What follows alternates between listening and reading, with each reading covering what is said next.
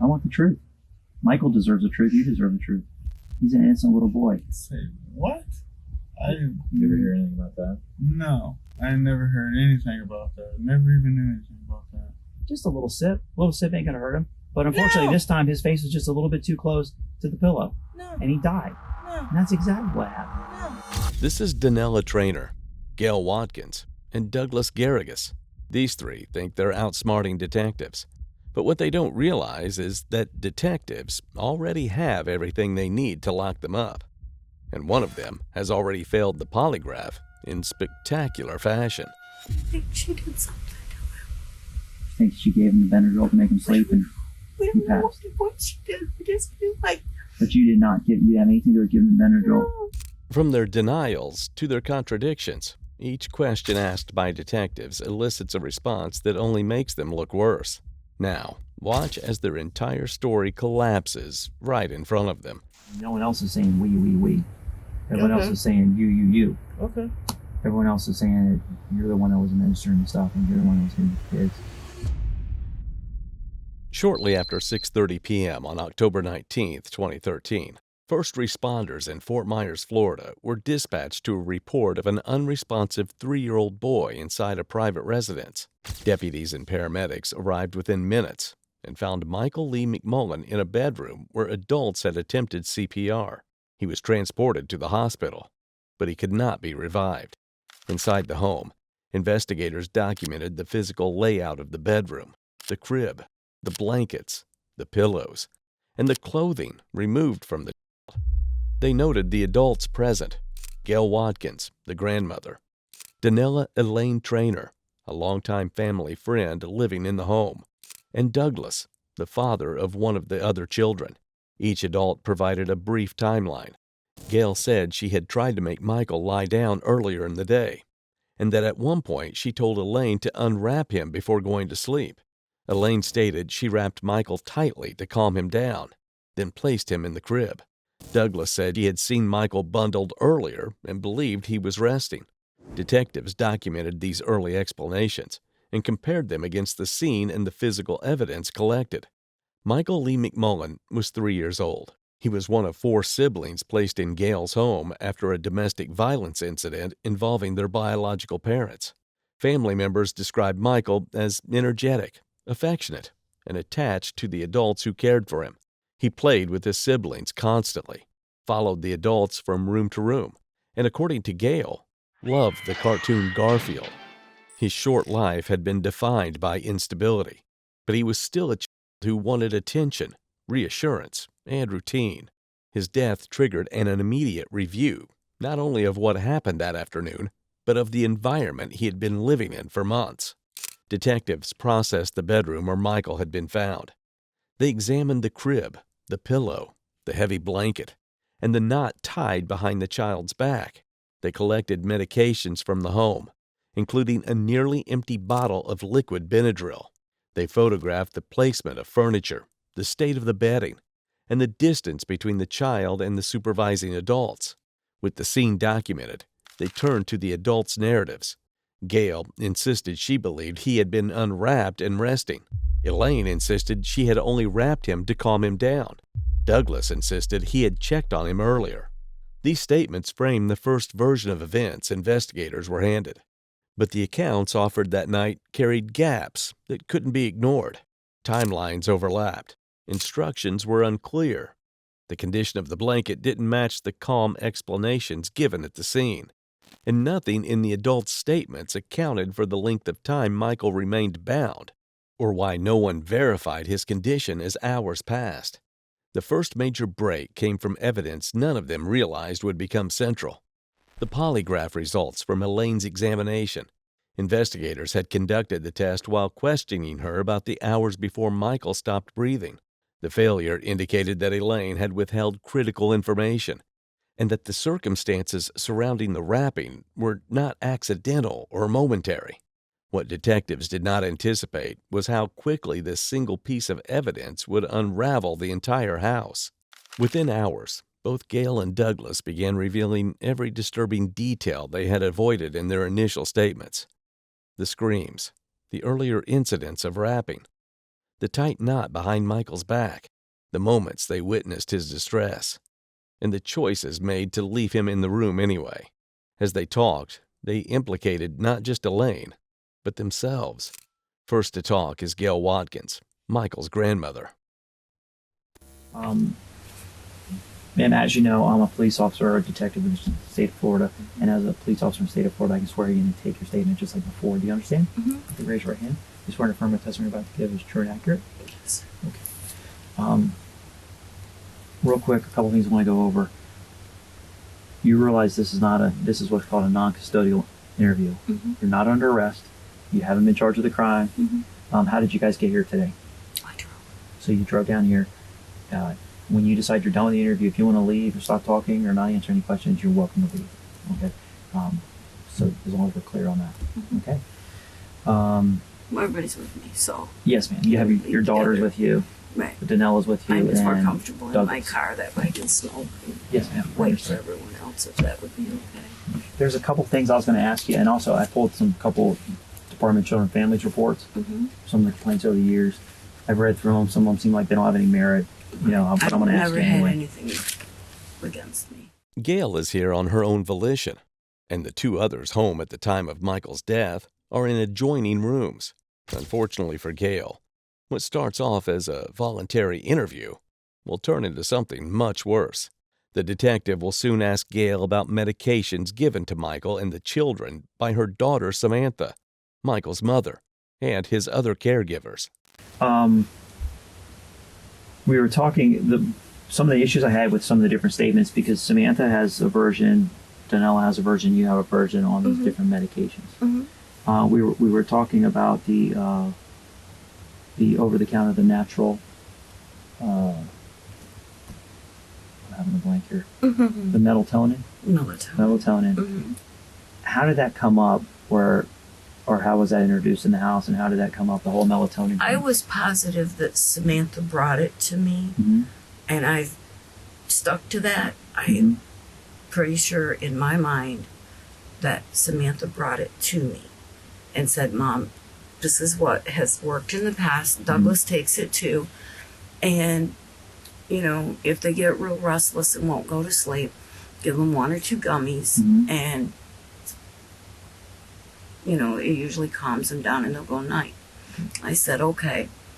And I said, do it every night? And she goes, well, it's up to you. And I said, okay. Gail makes a big point of claiming she only ever gave the kids harmless melatonin gummies to help them sleep. She seems to be missing the fact that those gummies were only a stepping stone to something much worse. And though she insists the kids were never given anything stronger, the interrogation footage will prove she did no such thing. And then Michael right away would say, Grandma, I'm itchy, I don't feel good. And he would, you know, be itching at his throat. And I felt his skin. And I was like, he's got a rash line. Let's go ahead. And he was saying, I want to shower. Well, at first when he said it, because he would say that before he would say it was itchy. So I thought, oh, he just wants to shower. You know, he liked them. Sure. And then, like I said, I saw the rash and felt it. I gave him a little bit of Benadryl, which I think had been left at the house maybe months prior when Samantha had stayed with me the last time, which would have been like maybe a year ago. The Benadryl? Right. I think. Is it the same bottle of Benadryl that No, was? Is a different bottle from way a long time ago? Right. Okay. So gave him a little tiny bit of Benadryl, and I said, "You feel better now? You had a shower. You had a little bit of Benadryl. The rash went away. All gone." Okay. I was like, "Okay."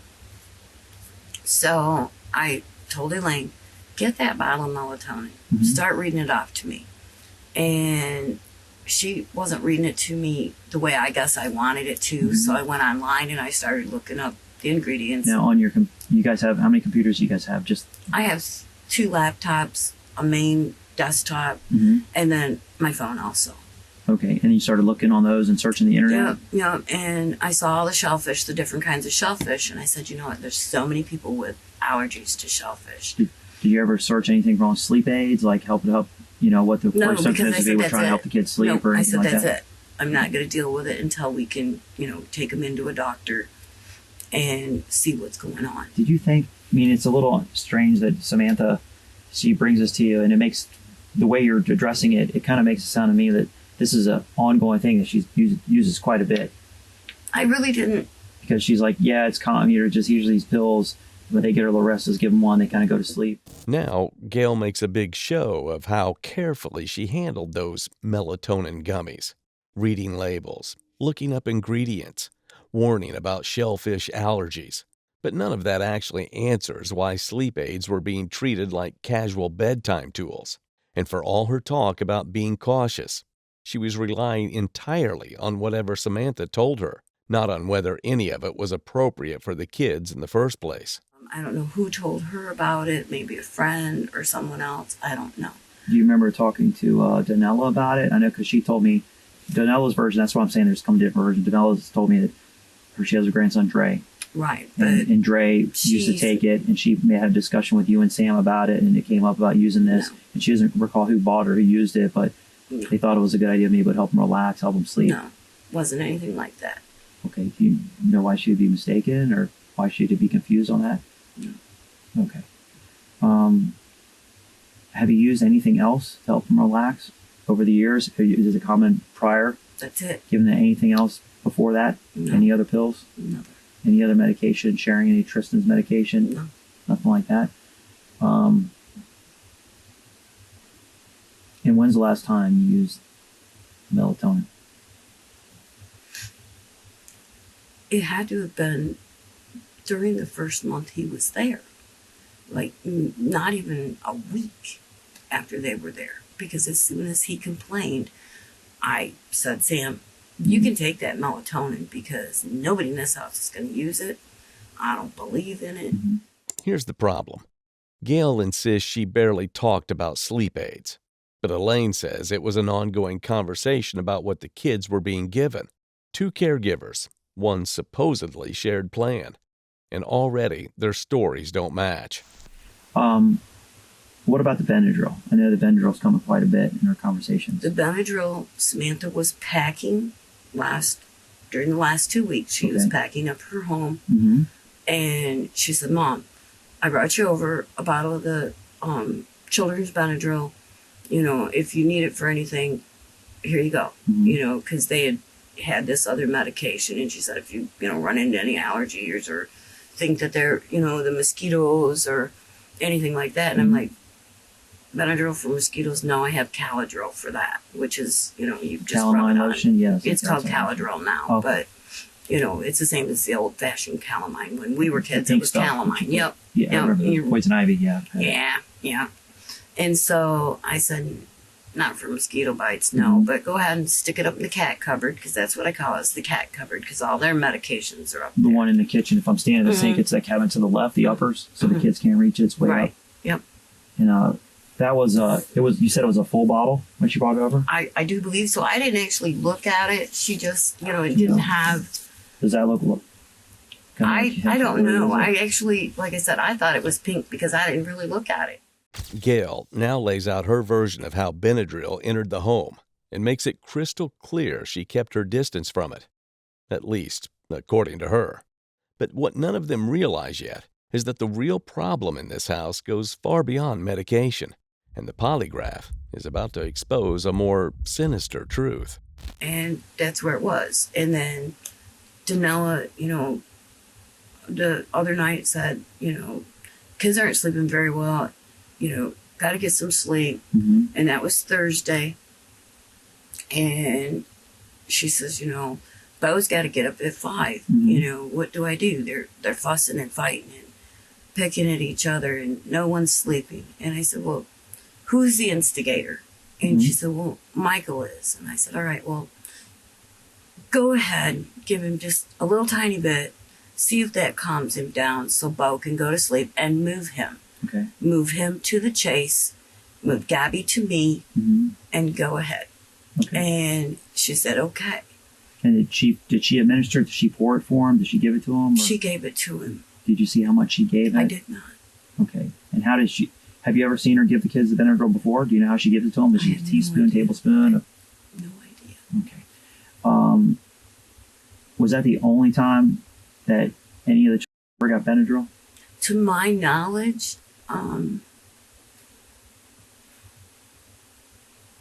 I've been doing a lot of questioning. I expressed that to you last night, Mhm. that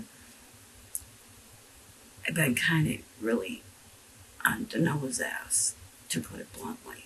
And I said, did you give these kids Benadryl? Without my knowledge, without my consent, have you been giving these kids Benadryl? Nope. I said, don't lie to me. It will come out. Well, she told us on video yesterday, because that's what I'm confused about, that she's giving these kids Benadryl. It's a common thing when That's- they're ramped up, and she's giving them Benadryl. And And we asked her how many times. Is it every night? No. Is it a couple times a night? More than two or three times a night? Half the time? And she said, absolutely, 2 or 3 times a week, she's giving these Benadryl. And not to my knowledge. but I'm telling you what she told me. Gail thinks she's drawing a clear line between herself and the Benadryl, but Daniela's on-camera admissions detonate that version instantly. From this point forward, investigators stop wondering whether the kids were drugged and start asking why Elaine lied about how often she did it. Because what was No. disturbing to me was the whole fact about that bottle was full when Sam brought it over when she was cleaning. You saw this bottle. Right, and I This thought bottle? it was full. This bottle, it's a 4-ounce Right. bottle. And when you look at this bottle, every dose, a dose for a child, and it says that there's a whole bunch of warnings on the bottle, and it says, That bottle should last a month or more. I have bottles, I have NyQuil that I probably have years. You That's take what one, I'm saying. You don't use Is it all the I time. have things up in my cupboard that are probably 4 or 5 years Absolutely. past the expiration, because So- I don't. If it doesn't work, you toss it or I throw it up in the cupboard. I mean, but it's clear here. It says, do not use unless directed by a doctor for 4 to 5. Under 4, don't use at all. And then 6 to 11 is 1 teaspoon or the 5 millimeters, what she was giving Michael and Gabby. Mhm. So that's quite a bit. But when you break it down to one of the little teaspoons, Mhm. there's like 20, I think we broke it down to 23 or 26 teaspoons in this bottle. That's a lot to go through in 8 to 10 days. Whenever Sam brought that over, that's quite a bit. Now, I'm not saying I don't have any intention of believing, it's not like she forced the whole bottle down one of the children's throat because she wanted to harm them. But I can understand how she's exhausted and tired, and There was a lot going on, and now, next door, detectives interview Douglas Garrigus, Samantha's ex, father of Michael's little brother Alex, and the only adult in the household who wasn't living there full time. Like Gail, he comes into the station of his own volition, but just like Gail, he won't be leaving of his own volition. When the kids were with you guys, at any time, were they given Benadryl for anything? Unless when I don't remember if Sam did. I know I did, like once or twice to Gabriella and Michael, because both of them had a little cold. They were starting to feel sick. They were saying their head hurts, their nose was starting to run, they were sneezing. Yep. And so I gave them both a little bit of Benadryl, what it says on the bottle. That Hey. one time. Anything to ever chill them out or anything like that? No, they've always been calm kids. I mean, when we had them, I was basically stay home. They were always with me, and I always had them in on the living room with me watching TV and stuff. And then when Elaine would come down, that's when I would go to her mom's and I would do yard work, and then hopefully I would have a job by then working there, and then Elaine would be watching the kids. So it wasn't a common practice for you or Sam to give them Benadryl or anything like No. As the detective told Gail next door, Benadryl should not be used on anyone under the age of 4. Michael was 3. that? What they were telling us was that the other 3, the 3 youngest, Mm-hmm. were getting this on a regular basis to chill them out so they could go to sleep. What did you think about that? That kind of sets my level up there. That I had no idea. I don't see. Well, I mean, I can see why, because they said that they're animals, but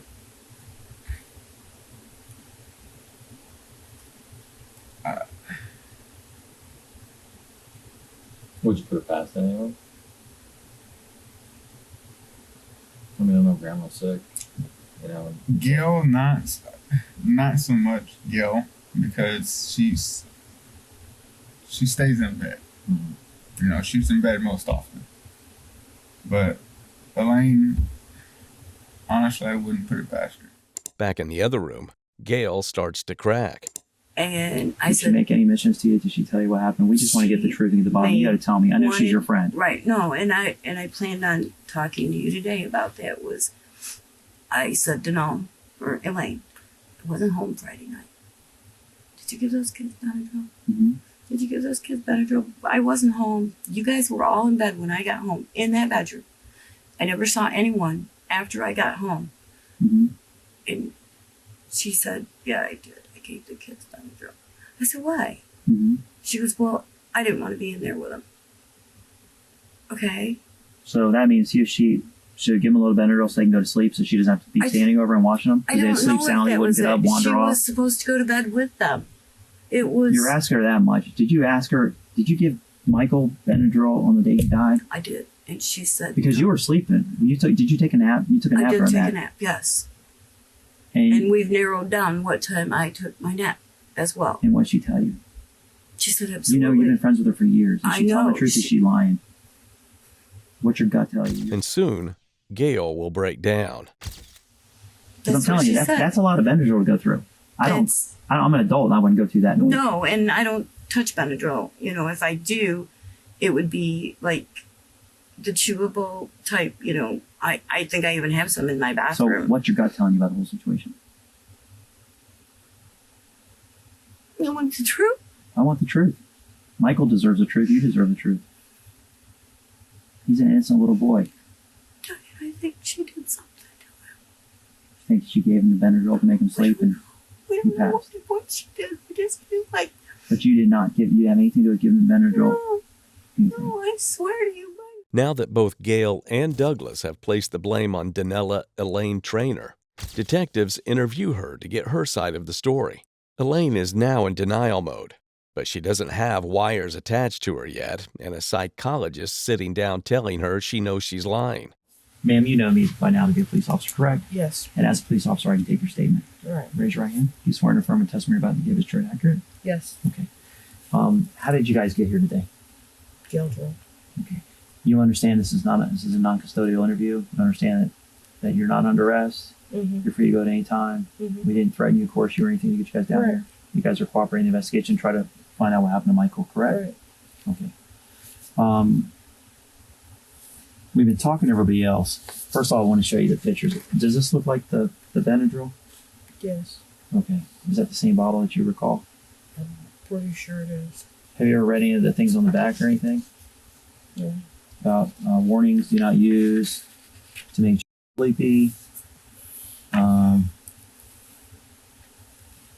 Some of the dosage. You ever read the dosage directions for kids? Find out what dosage you should give them? I know you said you gave them 5 milliliters. Did you read the bottom and find out how much to give them?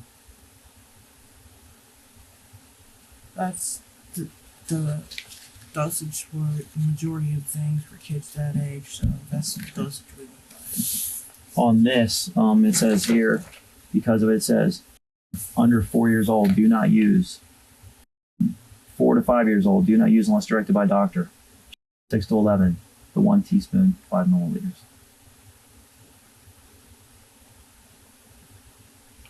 Because it can have really serious effects on them. What's bothering me about some of the situation is that you keep saying we. Unfortunately, no one else is saying we. Everyone else Okay. is saying you. Okay. Everyone else is saying that you're the one that was administering the stuff and you're the one that was giving it to the kids. Okay. So I'm kind of confused on why all their statements are matching and why everything they tell me is matching and yours isn't. Elaine makes a big point out of saying we gave Michael Benadryl. She seems to be missing the fact that the label she's looking at warns her to never use it to make a sleepy. And as we know, Michael wasn't even old enough for the listed dosage. And though she claims it only happened sometimes, the interrogation footage will prove she did no such thing. And how many times have you given Okay. kids Benadryl? I'm gonna go by this last week. Sure. Okay. had me give them some Thursday night. When you say she, which she? Gail. Gail. She had me give them some Thursday night. Okay. Which kids? Michael. Mm-hmm.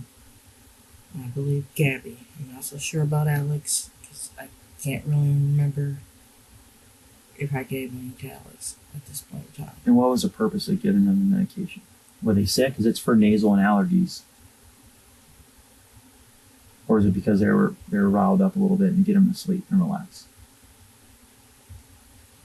I don't know if it was so much that they were riled up to get them to sleep. They were, hyperactive, I guess you could say.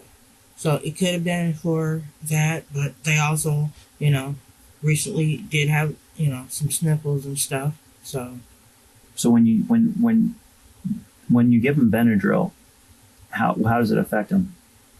Does it calm them down? Does it make them sleepy? Does it knock them out cold? I don't know. I mean, I'm an adult, so I don't know. I know how NyQuil and stuff makes me feel, like loopy and head and cloudy. I don't know how it would make a little kid feel.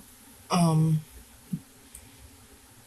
typically, if I'm giving it to them, it's after they've had dinner, Mm-hmm. after they've had, small cup of water or juice or whatever, milk or whatever we're giving them to drink that night, and a little bit of Benadryl. Then they go line up to go to the bathroom, and lay them down, and they're still up for a good hour, maybe two, unless, they happen to be really tired, or if you can get them to lay still long enough, but you usually can't get them to lay still long enough because they're so restless and active. So Elaine obviously knows you're supposed to follow the dosage on the bottle. And yet that's not at all what she did. Rather than follow the warning about not using it to make it sleepy, she kept giving Michael Benadryl anyway. So out of the past 10 days, say we just guesstimate that bottle's in there 10 days, how many times have you given the Benadryl?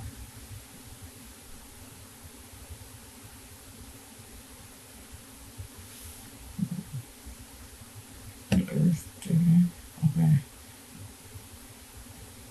Friday night. Thursday night. So Thursday night, Friday night.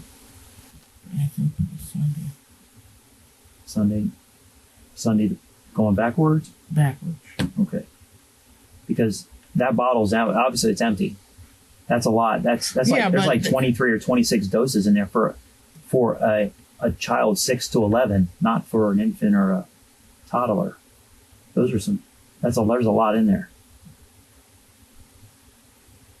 I know last night when you were on video, you were telling us that you give it to them to kind of calm them down when they get they're a little fired up, a little wired up, to calm them down so they can sleep, so they can relax. So one doesn't get up and arouse everybody else up. Yeah, sometimes yes. Well, but the majority of the time, it's when they've got a complaint about something. Friday night, there was a lot of upheaval going on. He was very restless and obnoxious. Michael? Yes.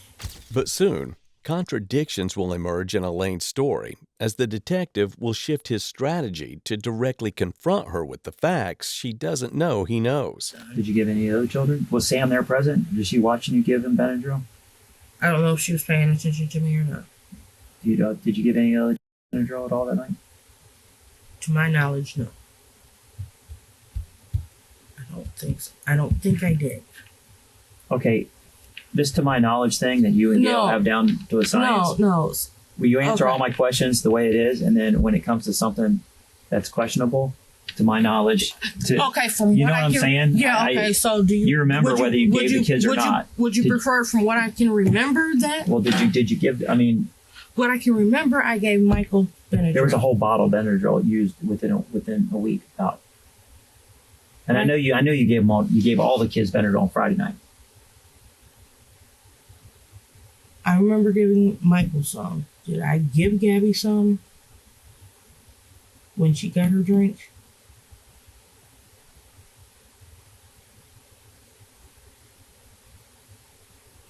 It's very possible, but it's not there. Okay, I just can't remember. What now. about Friday night?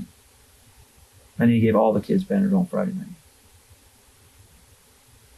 No doubt.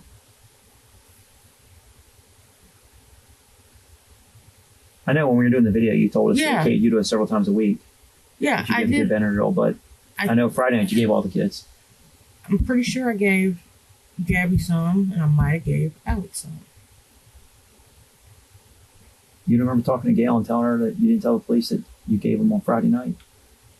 Gail's right next door. Yeah, I know. People don't want to get in trouble. Listen, I know she's next door, and I know she wasn't home at the time. But she remembers the conversation you had with her within the past day or two. When you told her what you did. I gave Michael some Benadryl. Mm-hmm. I gave Gabby some Benadryl, and I probably gave Alex some Benadryl because he had been sniffling and everything else earlier. Not at that point in time, but earlier during the day. Keeps the house cool. They kick off the blankets and stuff. I don't need kids coming down with a cold, the whole 9 yards. 4 kids sick is a miserable feeling. But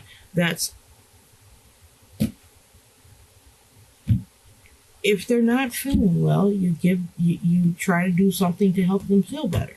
But they're kids. When a 3-year-old or a 2-year-old says, Lane, I'm sick, you don't just give them the keys to the car and just give them the rain. If they're sick, they're sick. If they're not sick, you're like, no, we'll give you some chicken soup or warm soup. You don't just start handing out meds, giving them meds, giving them a whole bunch of stuff to drink all the time. They're little kids. Here, the detective uses emotional strategy shift designed to make Elaine feel shame and regret over her actions. For now, though, shame and regret will be in short supply. Tell me about Saturday, okay? Okay, what about Saturday? About Michael getting Benadryl on Saturday. He didn't get Benadryl. He was wired and fired up. He did not get Benadryl on Saturday. He did. No, he didn't. He's getting Benadryl on Thursday. He's getting Benadryl on Friday. We understand what's going on. Yeah, we do understand what's going on. You're trying to trip somebody up, but I did not give him Benadryl on Saturday. You didn't? Who did? Nobody. Absolutely, someone did. That kid didn't even crawl in the crib and die for no reason, just because it was Saturday and it was time to die. That didn't happen. Sweetheart, that did not. We know that's not what happened. I didn't give him Benadryl. Maybe you did. Maybe your friend didn't there, because she's the one throwing you under the bus about Friday and stuff. I'm sure she's going to come off it sooner or later if she knows. Like I said, it's going to work out real simple. It can be a witness to a case, and it's a tragic accident. I don't think you intentionally gave them Benadryl hoping that poor Michael would die and he would be killed. I don't think that's the case. I don't think you planned out, hey, I'm going to give him Benadryl until he dies.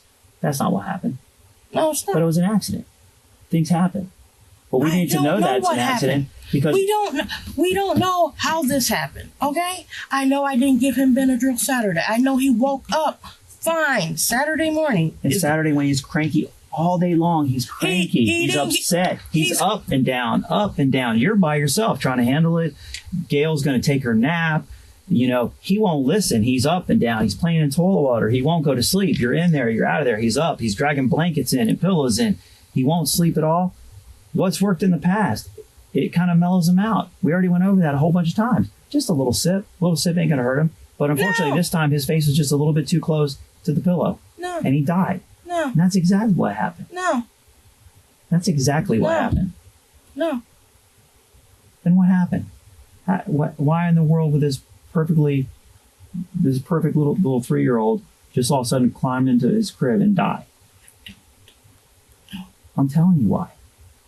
Because he couldn't. You're telling me what you think. He couldn't wake up. You're telling me what you think. Well, I'll tell you. We're going to be able to prove with the medical examiner. Okay. That's where we're able to prove it. Okay. And then all bets are off. Okay. Then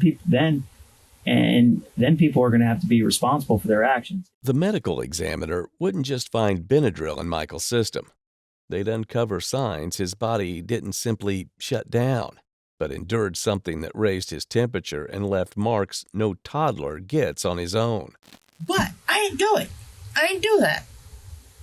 You didn't do it. There's only 2 adults in the house. You and Gail. I didn't do it. That's it. You're Gail. And you or Gail both giving kids medication, not because they got sniffles or sick. We got a whole bunch of tapes, interviews, and everything else for. It's because they're being rowdy and you want to calm them down. I get that. Yes. I understand. Sometimes it's for that alone could be abuse. Okay. Right?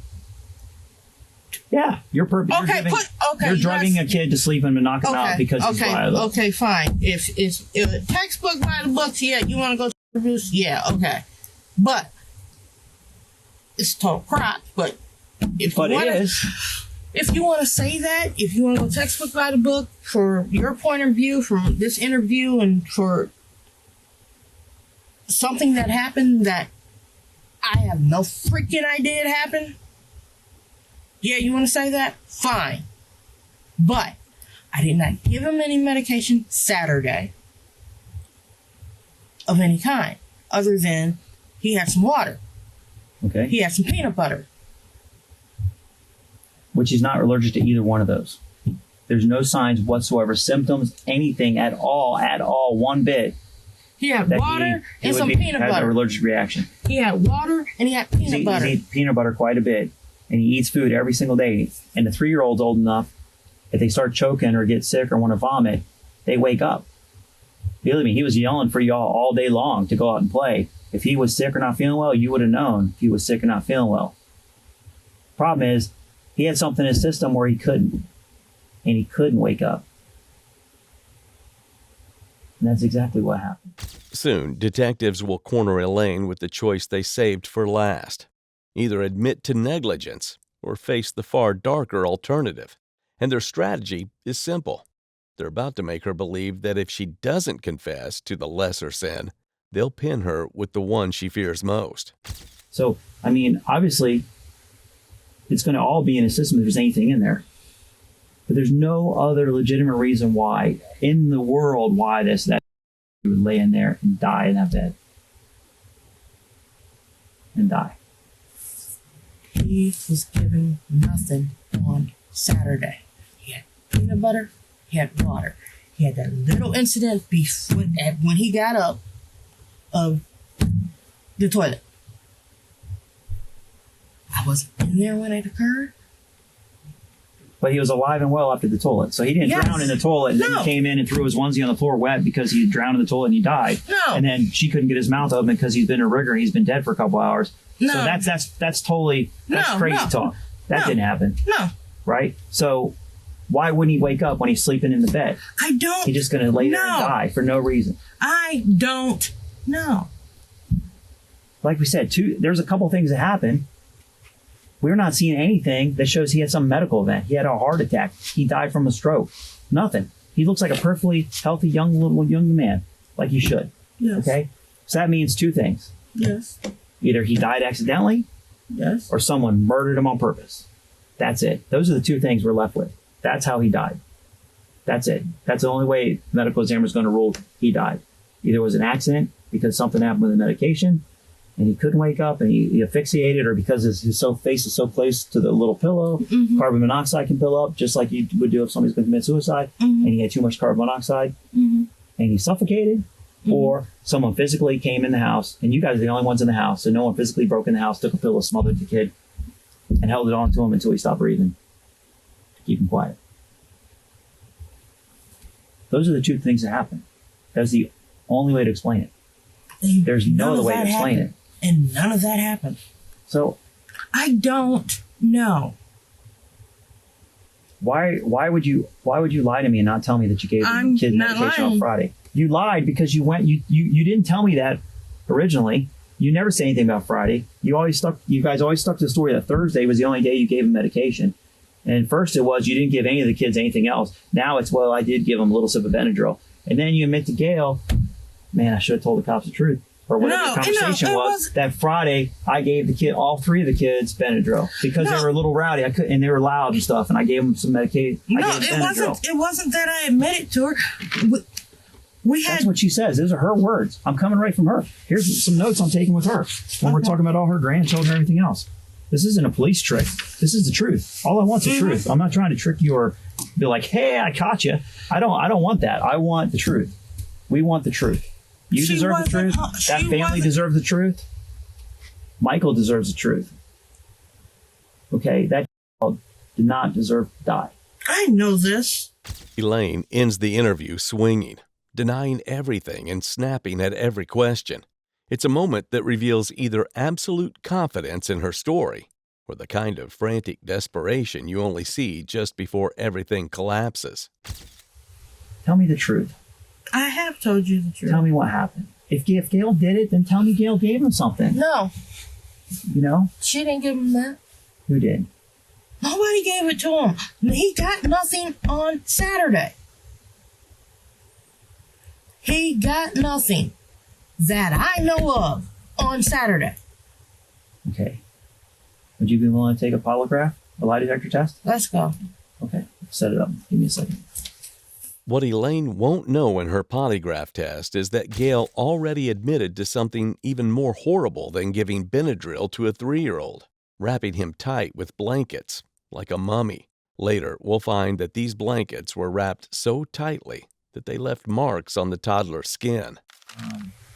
Gail, we were setting up a polygraph for you and Danella, correct? Mm-hmm. And you guys to take a break. You wanted to go get your medication and go have a cigarette, correct? I wanted to talk to my daughter. What happened when you went outside and talked to Sam? I said, Sammy. I started crying. I said, Sammy, I think I know. And she said, what happened, Mommy? And she goes, you didn't do anything, did you? And she said, what happened, Mommy? And I said, she had him tied up in a blanket, rolled up in the blanket, and then tied behind his back. She had him. When you talk about him, it means Michael. Michael. And who you're talking about? She. Danella. What? When did this occur? This is the day that he passed away. Yeah. What time about? Tell me how that led up to that. Was he was we were talking about before? He was just That was anxious and right. wouldn't That was sleep? after I said, you know what? He's not going to rest on my bed, on the next to my bed like he usually does. On the little rug where he Right. showed us the rug. Right. And I said, just go ahead and take him back to their room. That's where Raquel wants him. Maybe he'll quiet down in there. And he started kicking at the door and screaming and yelling for Elaine and yelling for Grandma. Please get me out of this room. Let me out. Let me out. Mm-hmm. Because none of the kids, I kept telling Raquel I did not want them in that room. Mm-hmm. Something about that room scared me. And I didn't know what. And I just kept saying, no, Raquel, I want him in here with me. I'm safer, please. And she said, no, they need to be in their own bed.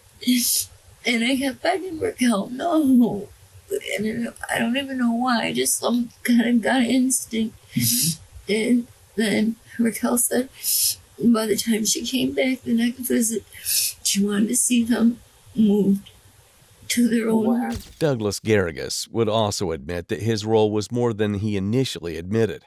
Earlier in his interview, he claimed he was outside the house the whole time, and Elaine and Gail were the only ones inside when Michael passed away. This would soon change, as he admits to both being inside and being aware of Elaine constraining Michael like a psych ward patient. Detective Lathrop was saying that you might have some more information that you want to talk about. Yeah. And what might that be? When talking about wrapping the kids up, I know I had seen a couple times. I'm not sure, and maybe in September. I don't really remember, but I know I have seen her before wrap up the kids. I don't know if she ever wrapped up Bo. I'm not for sure. Kristen. But I have seen Gabriella, Michael, and Alex wrapped up. And every time they'd be wrapped up, Gail would sit there and tell her, no, don't wrap them. And she'd end up in unwrapping them. I don't know how she wrapped them. I never seen her wrap them. What I know is when I seen the couple times I have, I've never done. Oh, I'm listening. A couple times that I had seen it, they were like, it's like the ends of the blankets were tied in a knot. or they couldn't get out. And where was the knot located? I don't know, because I don't know. It was in their midsection, either on their stomach or on their back. I'm not sure. Anything exposed? No, So- there was nothing. So the feet, legs, face, all that is covered by the blanket? Yeah, it was all covered up. I don't know, I don't know which way they were laying, on if the knot would be placed on their stomach or if the knot would be placed on their back. I don't know that. I just know that they were fully wrapped. Okay. And when Gail had seen, and because, like, I remember one time they were, I don't remember who, but she wrapped one of the kids. And they were whining and fussing and whining and fussing. And Ma said, "What is wrong? Why are they still fussing?" And they said they're trying to get out of the blanket. She was like, "What do you mean? Should I tie them up?" She said, "Oh no, you need to untie that shit now." Mom, Miss Gail? Yeah, I call her Mom. Yeah. But yeah, that she's every time that she's seen, or I've seen, or I've been around, and Ma or Gail would notice that the kids are tied up, she would say, "Oh hell no, untie them now," and Elaine would end up untying them. Back in her interrogation room, Elaine gets ready to take the polygraph, unaware that Gail has already given the police all they needed for a homicide arrest. Before the polygraph starts, though, Elaine has a question. When did it become admissible for a polygraph in court of law? Just out of curiosity, because I didn't think they were. Well, they are. That's a misconception, but Okay. that's not what I'm here for. I'll be Okay. honest with you. No, I was just wondering, because that's what I've always A heard. lot of people are under that impression. I don't like polygraphs to go into court because that's not what I'm about. I'm about helping the case move forward. Yeah, I was just yeah. wondering, because it's down here in black and white. That's the only Right. reason I was wondering. That's an observant question. The examiner will frame the polygraph as a tool to verify truth, not solve crimes, because a psychologist knows suspects lower their guard when they believe the test can save them rather than convict them. She's guiding Elaine into a cooperative mindset, one where confession feels safer than resistance. I'm not about solving the crime. I'm about verifying the truth. Okay. You know certain things that nobody else knows. All right. And what people misunderstand more than anything is how polygraph is really used a lot of time in these kind of cases. And that's to show, are you involved in it, or do they need to move and concentrate on somebody else? Okay? Does that make sense? Yes, that All right. makes perfect sense. So, I'm just, I guess my biggest thing is I've had to go through a polygraph one other time in my life, and it was kind of, traumatic. So oh, you know what? it was. Where'd you have a polygraph? It was back in What state was it? Michigan. Back Oh, I didn't think they did polygraphs in Michigan too much. 90. Oh. All right. So you went in the wonderful polygraph era.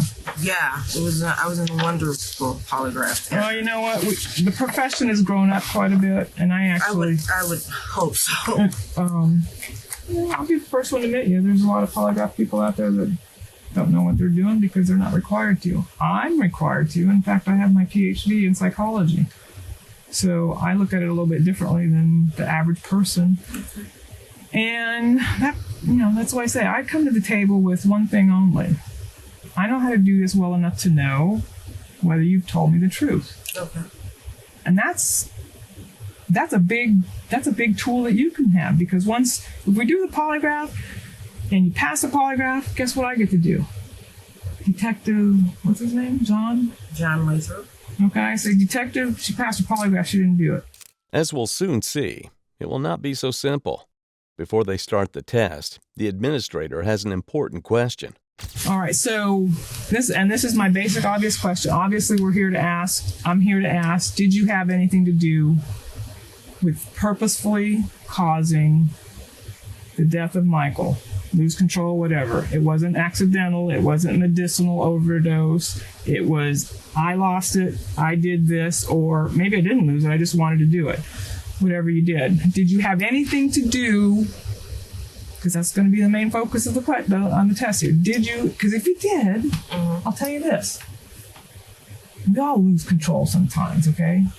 So if you did do it, tell me now. Let's not take the polygraph. Let's talk about it and get it worked out before you proceed any further. But the question is, did you knowingly do something to Michael that resulted in his death? Okay. So that's going to be one of the two main focuses. I'm going to focus on the test questions here. There'll be something related to that, okay? The examiner asked Elaine if she knowingly caused Michael's death, because seasoned polygraph administrators use pretest questions to lock a suspect into a definitive position before the machine ever turns on. Once Elaine commits to a story, any deviation later looks like deception, and the pressure to fix that contradiction drives confessions. So is there any, and pressure DNA is the DNA we always leave skin no matter where we go. In this room right now, you and I have shed billions of skin cells. Our skin cells have DNA. That DNA tells which part of the body it came from.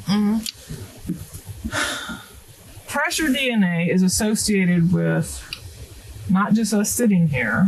Okay, so if I do this, which isn't very much, there's going to be there's a depth of DNA there.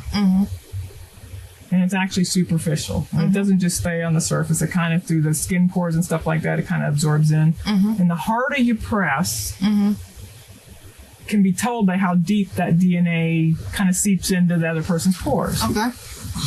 So that would imply force. Okay. So obviously your DNA is going to be all over the house. Your DNA is going to be on Michael. Okay. Your DNA, if you're giving him chest compressions, are going to be where they should be. Deep. You're going to have deep DNA pressure on his chest. Any reason that they're going to find deep DNA pressure around the mouth, the face, the throat, or the back? No, other than chest compressions, was there any reason for you to apply pressure to Michael more than that? Or, except, like I said, the chest compressions? And it sounds like you were... Did you know how to do CPR before you called? Everybody's seen. I kind of, but not really. Okay. Because I was just like rubbing more so than actually pushing. I was just rubbing, just trying to like rub them to get them going. And then they were like, then Gail was doing CPR. Okay. And then the operator was like, okay, in between. So did you do compressions? Are we going to find compressions, your DNA from compressions? Yes. Okay. So you and Gail should both have DNA from compressions. Yes. And, the tilting of the head back, and then, blowing in his mouth, pinching his nose, blowing in his mouth, all that. Because they said to tilt the head back and, to breathe for him and everything. And then, but yeah, lifting is, but, and then, I had to pull his jaw down. Right. So there should be, right. To get that out. So then like I said, the incident in the morning, because he went to the bath, was playing in the toilet. Oh, you swatted him on the butt? I swatted him on his butt. That shouldn't be too deep there, that's for sure. Well, you didn't swat him enough that you left handprints on it, did you? No. Okay. So any reason there would be on the shoulders area, on the back? No. Or anything around the arms? No. Okay. All right. Medical reports will find marks from a blanket wrapped so tight it bruised Michael's skin, and Elaine will soon come to regret her response. All right, so I'm going to ask you this, the main issue that we're here about. Did you do anything to cause Michael's death? Okay. I'm going to ask it more specifically than that. I'm trying to make it a little bit easier for you, okay? Did you force, the question's going to be, and I want you to listen carefully before you answer it. I want you, that Saturday, I'm talking about this past Saturday. That Saturday, did you do anything to cause Michael to overheat? Now, the medical evidence is kind of leaning towards the cause of death is that he overheated. Now, remember what I said at the very beginning of the polygraph, what cause means? We're talking about the legal definition of cause. Right. So, how can you cause somebody to overheat? Somebody that's 3 years of age, you can cause them to overheat by over-medicating them because their body can't handle the toxin or the extra drug. So that if you overdosed Michael, if you gave him Benadryl and Vicodin and all this stuff, he's going to overheat because his little body can't handle that. Right. And one of the ways we deal with those kind of things is our metabolism really shoots to the roof trying to get that poison out of our system because it treats it as poison. So that can cause overheating. What you described to me Friday and Thursday, he's perfectly fine. Right. And you didn't give him an because obviously he wouldn't have gotten up Friday morning, right? So I'm not talking about that, okay? I'm talking that's one way you can cause a child to overheat, which would cause his death. Okay. You can cause a child to overheat and cause his death by suffocating him. Suffocating him with, like footies. You put footies on the children to keep them warm. Right. Okay, so if you dress them in warm footies and you stuff pillows all around them, not to protect them and it's safe to keep things fluffy, but you're jamming the pillows in there so he has nowhere to move, then you're restraining him. Restraining is another way that can cause overheating. Okay, when you restrain somebody, when you tie him up, one of the things that first happens when you restrain somebody is your body starts working that metabolism thing because it wants to get loose and it overheats. Okay. So you said you put blankets, you said you put pillows and all that. I understand that.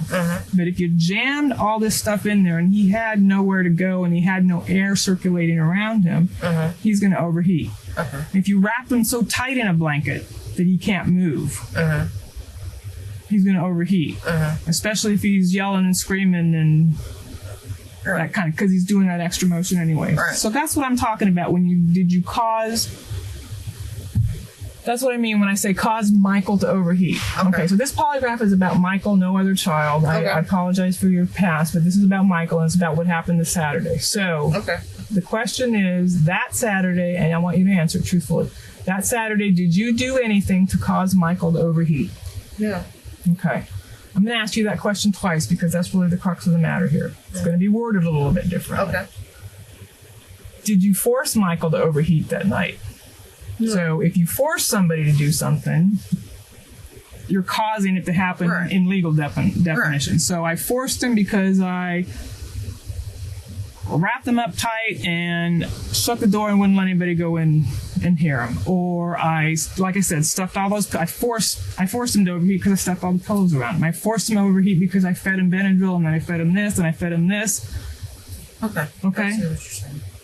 All right? Yeah. So force, it's a deliberate thing. These are deliberate acts, not accidental acts. Cause and force have nothing to do with accident. Accidents happen, okay? And that's what we're trying to eliminate, okay? Yeah. There's a difference between accident and cause, and you need to be absolutely clear that what I'm talking about is cause by force, losing control and just doing what you need to do to stop it all from happening because you're fed up with it. Okay? That's not what caregivers do, right? Right. All right. Once again, these preliminary questions serve a dual purpose: warming up the sensors now that they're attached, and locking Elaine into a consistent narrative before the real scoring begins. Once Elaine repeats the same answers under official conditions, the examiner can treat any physiological spike as evidence she wasn't being honest the first time. All right, please remain still. Test is about to begin. Is today Monday? Yes. Regarding any involvement you had in causing the death of Michael on Saturday, do you intend to answer the questions truthfully? Yes. Did you force Michael to overheat that night? No. That Saturday, did you do anything to cause Michael to overheat? No. Okay, that test is over. You can fidget and drink your soda if you'd like. Thank Give me just a minute and I'll let you recoup. During the test, Every question is asked 3 times for one reason. It forces a consistent physiological baseline, eliminating luck, guesswork, or a single moment of nerves. If Elaine's body reacts the same way on all 3 phases, the examiner can call the lie with mathematical certainty. She will indeed call it. I gotta be honest with you. It was pretty hard to see. Those are easy 3 charts that you gave me. Good material. Now we gotta sort out what to do with this information because you totally... There's no doubt in my mind after seeing those reactions that you did something to Michael that day. So instead of... I feel guilty. Stop. Listen to me first, okay? Okay. You did something to Michael that caused him to overheat, okay? I felt for you the whole time I was talking to you because what I heard was what I see happening a lot. And now I'm looking at somebody who's in a position of stress beyond what the average person can possibly imagine, okay? You have got all the markers of major stress and you're dealing with them all at one time. So you're prone to making mistakes, okay? I know there's a difference between a mistake maker and a malicious abuser. Would you agree? Yes. Do you think those are 2 different people? Yes. Okay. I think I spent enough time with you before the test to know that you're certainly not a malicious abuser. My thoughts are that you failed this test because you made a mistake. You did let your emotions get out of control. You did overreact. You did, and I can see why. You have every straw. I don't know how you have carried those straws on your back for as long as you have. But I think there was a final straw that broke your back on Saturday, which makes sense to me, okay? So I think the only thing that you can do for yourself at this point in time is go forward and empower yourself with where you're going to go from here. You're going to let other people make decisions about what happens to you from here? I mean, eventually I've got to tell the detective that you failed this test. So where's this focus of interest going to be? You came in here of your own free will to cooperate. I believe in all my heart that you came here to get this resolved. Because you want to be done with it. Right. I believe that's why you took the polygraph. I believe you're a smart woman and that you know the polygraph works and that I told you I would know. Okay, now I know. You and I both know you did something that you shouldn't have done that night to Michael, and that's what caused his death. Now, that's not the end of the world, and I want you to understand that. You got to buy into this because we're talking about where do you go from here. Okay. You can just say, screw it, and let other people make decisions for you. Or you can say, let me get this dealt with and move on with my life. Okay? Are there consequences to making this kind of a causing something? Yes, of course there are. Okay? Are they insurmountable? I don't believe they are. I've already told you, that's a nasty cut. You've already described to me way early on 1,000,001 stressors why somebody could be pushed to the point to take drastic measures. And I believe that's what you did. I don't believe that you are malicious, but I believe that you just got pushed a little too far and it was just way too much and you did something you wouldn't normally have done. And I wasn't there to know, okay? Don't let other people fill in the blanks, because right now, okay, I did my polygraph. I told you I'd tell you the results. Yes. I told you the results. You didn't pass the test. That doesn't scare me, okay? That doesn't scare me. Okay. You're a good person. Make a mistake? Yes, that's my interpretation. You're going to have to prove to me otherwise if you want to be a monster that they need to be looking at and locking up and really focusing all their efforts on. There's a difference between a monster and a mistake maker. All right? So you have to convince me to be a monster right now. I think you're a mistake maker. You made a mistake. You have to tell what the mistake is. And you got to face up to being the person you really are. Okay? Quit letting other people call the shots. Don't let the detectives call the shots. Say, yeah, I did it. I didn't. And you know what? I understand why you didn't tell me the truth the first time around. I know exactly why you didn't tell me this. Because it's scary.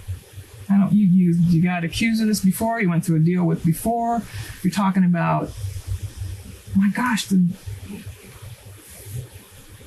feelings you have for Gail alone.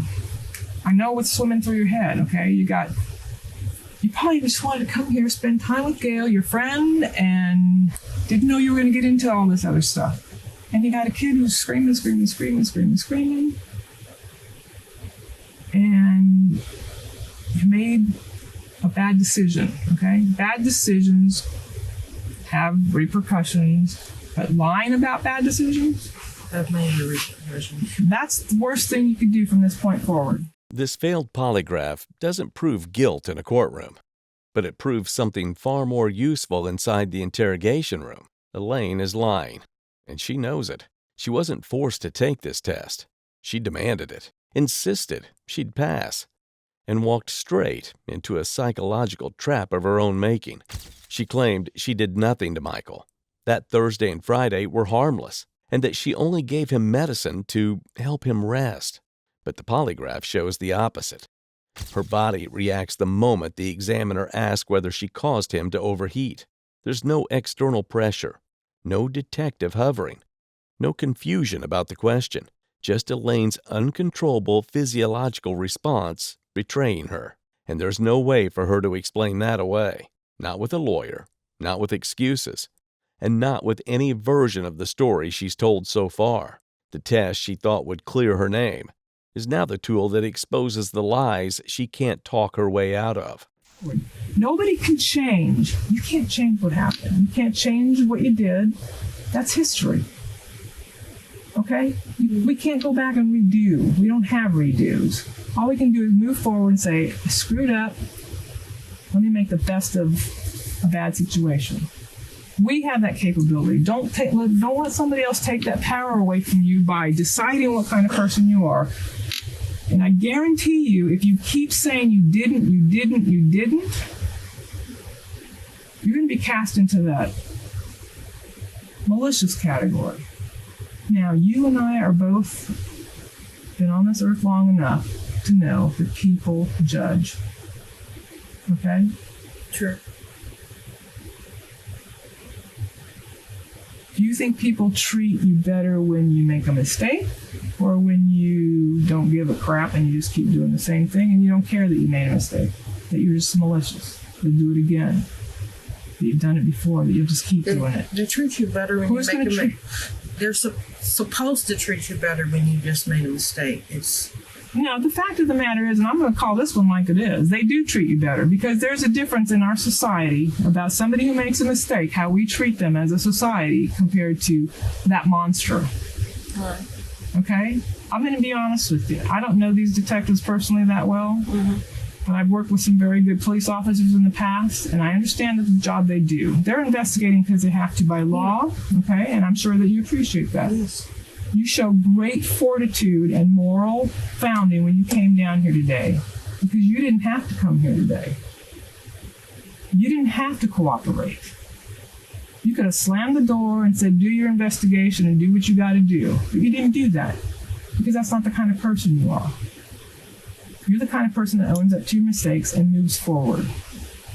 And that's what I'm asking you to do now. I'm asking you to tell me right now what you really did, what caused all that, because the evidence is going to come in. And I think the evidence is going to show some of that pressure stuff, DNA stuff. And I think it's going to show it wasn't from. I think, you'll have the cardiac compression stuff, but I think you're going to see other things along the arms and the legs that say there's something else going on here. Now, I'm not asking you, did you kill him? Finally, Elaine caves. Partially, at least. You did something to cause him to overheat. He got wrapped up in the blanket. But he could breathe. Stop.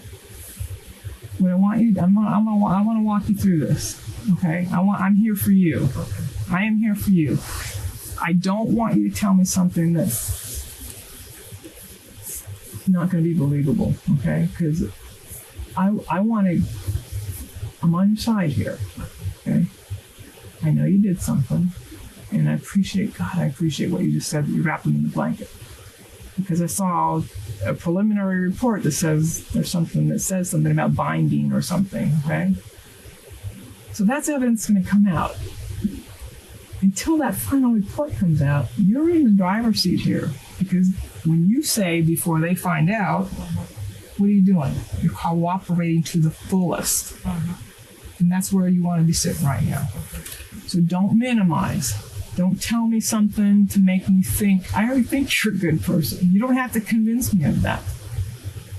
What I don't want you to do is lie about different. I don't want you to tell me anything that's not true from this point forward, because I don't want to start thinking, am I wrong about you? Not that you care what I think about you. I'm here for you. I don't have to be here. I could say, okay, detective, I'm done. She didn't pass her test. Go talk to her. I'm invested in you because I heard your story beforehand. I identify with a lot of it on a very personal level, okay? Excuse me. So I appreciate, and I know that was hard for you to say, that you wrapped him that night, but I want you to tell me the real scoop of what the whole thing happened, because it's not just wrapping. It's significant. So tell me. Put back for yourself here. The day progressed. Like I said, he did get a couple spots on his butt for playing in the toilet. He got. Did you hold his head underwater? No. Did you try to drown? No. Okay. That's what monsters do. No. All right. No. He was in the bathroom. He got off the toilet. He's pulling up. He's standing up to pull up his pull-up. He leaned forward. I closed my knees a little bit. Grab his head, but not so tight that he couldn't move, couldn't breathe, couldn't function and everything. Just so he wouldn't squirm so much, so I can grab his hands and swat him on the butt and told him you're not. Okay, so he was fighting you when you were trying to swat him. Yes. Okay. So that. All right. But that's not what we're talking about later on. Right. Then he went and sat down and, he talked to Grandma. And I got up and started making lunch. I want to hear this. I really do. And I want you to get over the hard part first here. Because until you say the hard part, which is what you did, I'm going to tell you what I think, because I didn't fall off the turnip truck, okay? When you put him in the room, closed the door, and all of a sudden he was quiet, something happened to cause him to be quiet, okay? So fast forward yourself, and I want to go back to all this other stuff, okay? But fast forward yourself to what you did when he went to the room. Tell me that. Don't be afraid. I know it's not hard. He wouldn't lay down. He wouldn't be quiet out there. And Grandma finally had enough and said, "Go to your room." I walked into his room.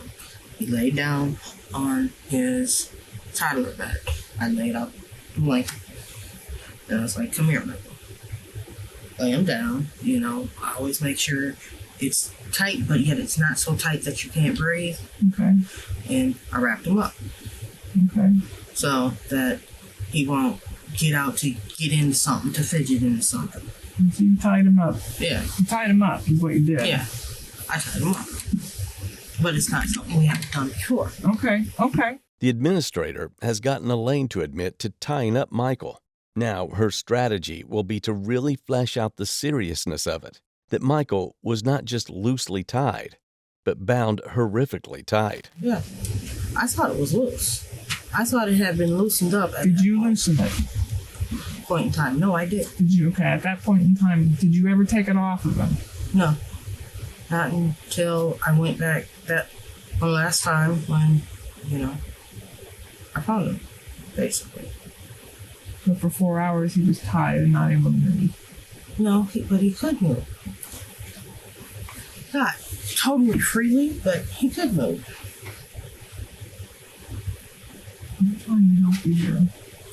Okay, you got to make sense, because what I don't want to do is say, what I want to do is say, I'm hoping that what I can do is get you to tell me everything, where it doesn't sound like, okay, now we're back in there. You don't want to go into the laboratory with me.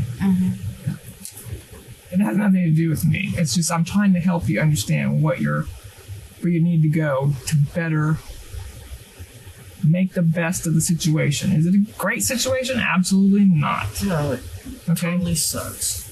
But if you minimize and you dance around things and you're off a little bit, because they have certainly talked to Gail much more than I have. And they have all the details of what she said. So what's going to happen if she says something totally different than what you end up telling me here and they don't match? Then both of you are going to be, who knows what to do with anybody, okay? You didn't pass your polygraph though, okay? So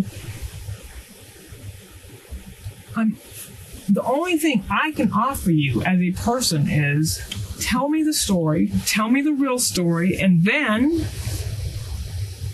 when you and I both know that you've told me the real story, the true story, the details of that real true story, I will leave this room and I will say, Detective Lathrop, or whatever you said his name is, I'm done with my polygraph. I haven't scored anything yet, but she wants to talk to you. Elaine wants to talk to you. Now, I haven't scored anything yet because it's so obvious I don't need to score it. Okay? So I'm not really telling him a lie because I don't want to lie to him. So I would tell him she wants to talk to you, so she has to talk to you. And that is your shining moment. Because he comes in this room and I say, here, she wants to talk to you. I'm going to go out there and when you're done, I'll come and score these charts and blah, blah, blah. We'll continue or whatever we need to do.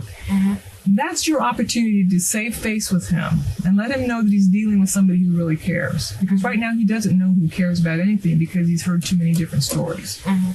Once he hears you've failed the polygraph and he doesn't feel like he heard the right story from you, he's not going to believe a whole lot you say after that point. So that's what I'm trying to say. Don't get to that point where he's not going to any longer believe what you have to say, because anybody could come in and say anything about it, and he's going to say, I don't believe Elaine because she didn't pass her polygraph. So I want you to be able to tell him directly. But don't. I'm not sure of the times and what anybody else would have I don't done. expect you to be sure of the times or anything like that. I expect you to be sure of what you know you did that day. What I know I did that caused him to overheat and eventually succumb to heat stroke, suffocation.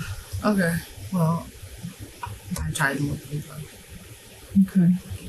And then he was in the crib.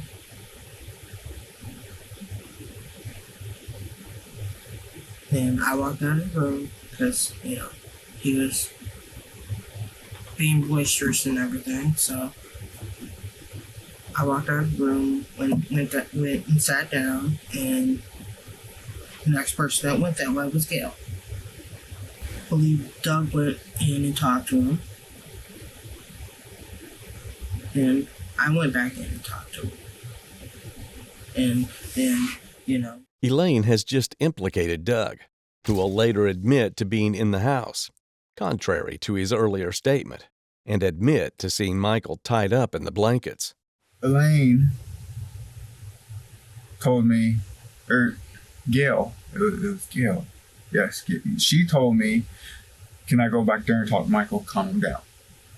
I went back there and calm him down.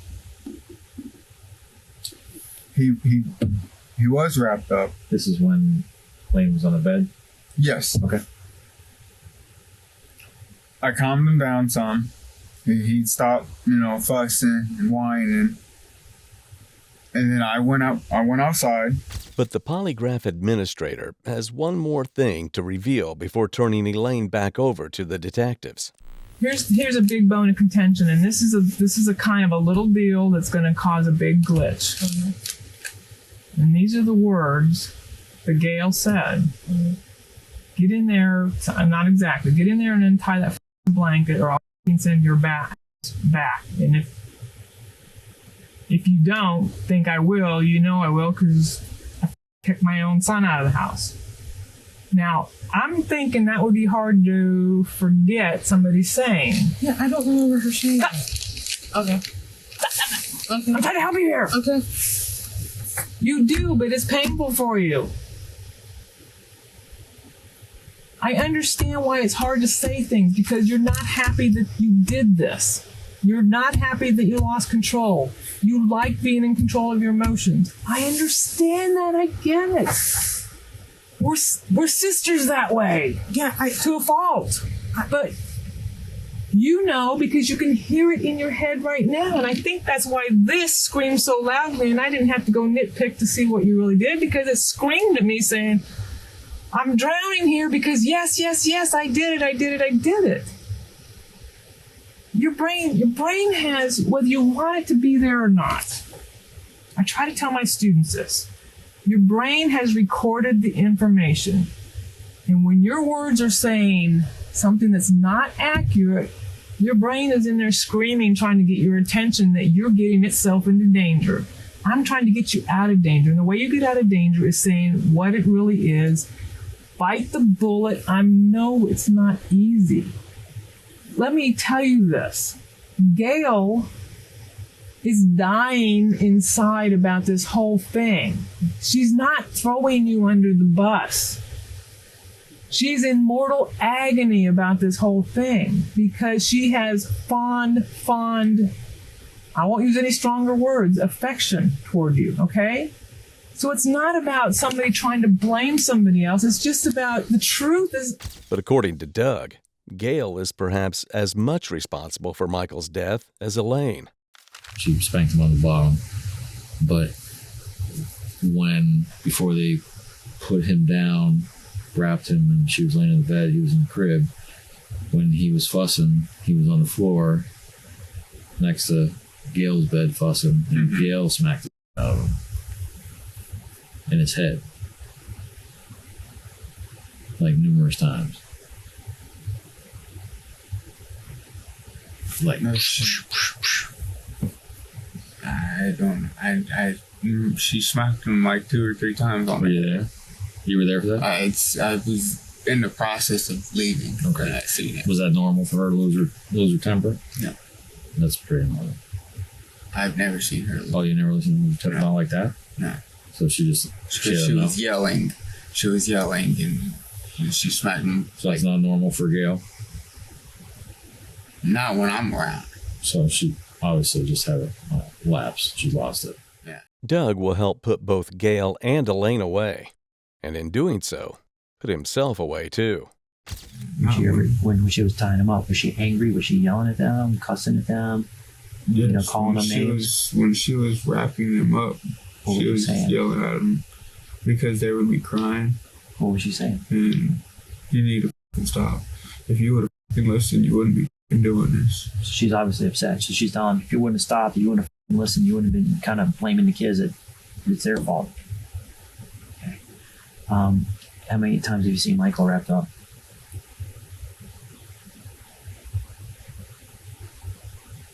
If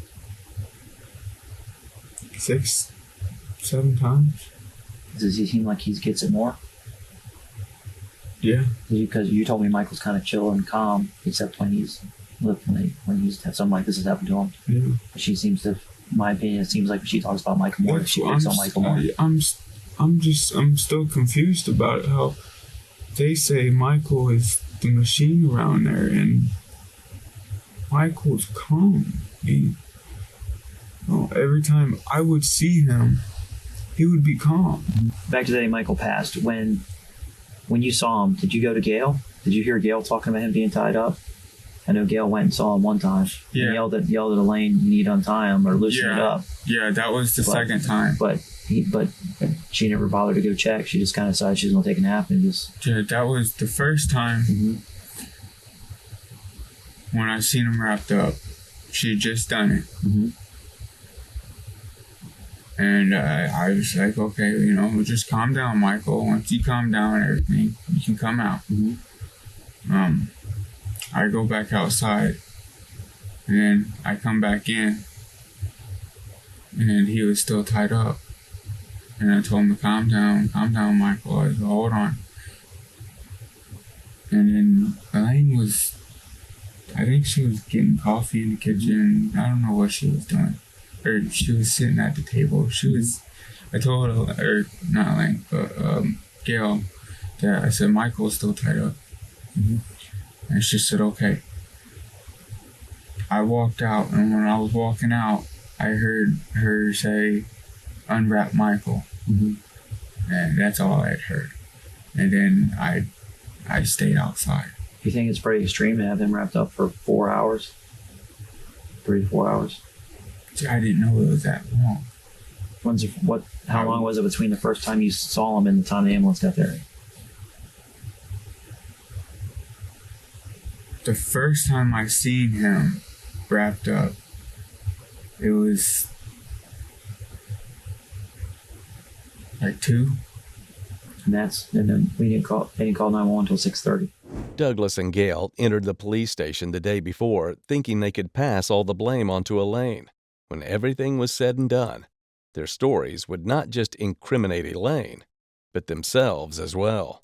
The difference from last night when it was a non-custodial interview tonight is you're under arrest, obviously. So I'm going to advise your Miranda rights, okay? Yes, sir. Again, what was I being charged with? Aggravated manslaughter. It's kind of part of the murder statute. It's aggravated manslaughter because it's raised to a first-degree felony. What happens is you'll be booked into jail and you go to first appearance tomorrow in front of the judge and they'll set your bond. I'm imagining. So, I don't know if I'm understanding correctly or not. It's just in my head hurts so bad. I'm getting charged with the same thing as Tanel. Correct. Being charged basically with it's under the homicide murder statute. It's manslaughter.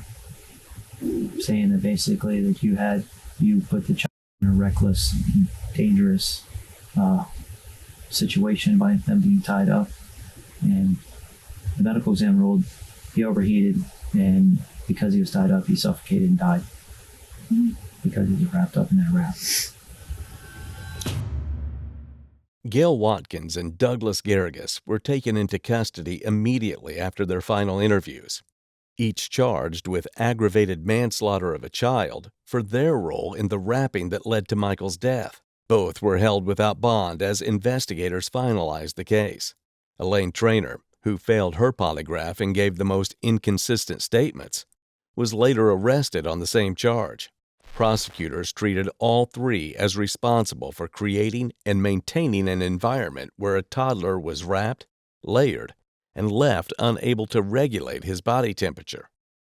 From that point forward, the interrogation footage the jury would eventually see became the core of the state's case. Their cases moved through the court system over the next year. Prosecutors presented medical findings showing overheating and restricted movement. They played hours of interviews where all three adults shifted stories, disagreed with one another, and then eventually confirmed the same basic sequence.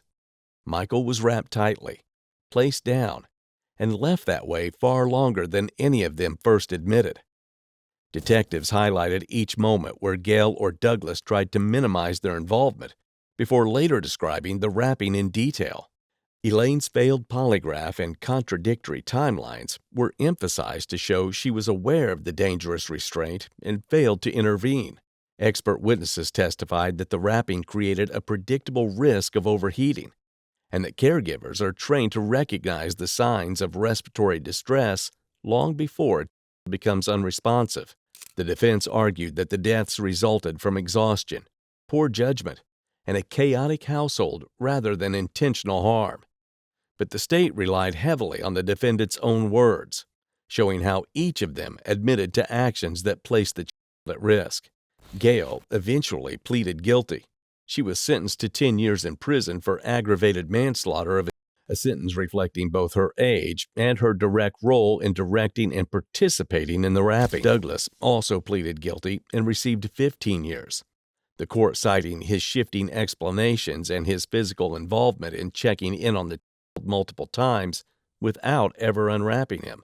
Elaine, the child's mother, later entered a plea as well and was sentenced to 10 years after acknowledging her role in allowing the restraint and failing to protect her son. Michael's death was entirely preventable. 3 adults had multiple chances to stop what was happening, but each one assumed someone else was paying attention.